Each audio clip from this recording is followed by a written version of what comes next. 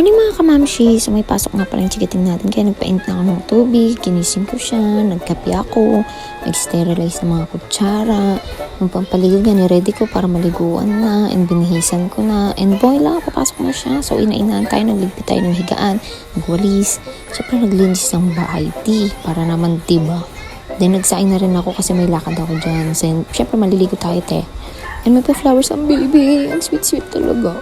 So, kakain muna tayo, syempre, para hindi tayo gugutumin. And yes, magtututbrush. Syempre, nag-makeup ng atin mo para naman, di ba? Kahit konti kumanda, umepekto mo. So, all the way na tayo. Sobrang excited ako, promises. So, ayun na, ito na yun. Nag-enroll nga pala ulit ako. So, balik-aral tayong mga mamshi ko. Para makapaghanap ng mas magandang trabaho. Siyempre, diba? Para hindi tambay sa bahay. So, naglakad nga pala ako habang naghihintay ng sundo at naulanan kami. Yun lang, bye!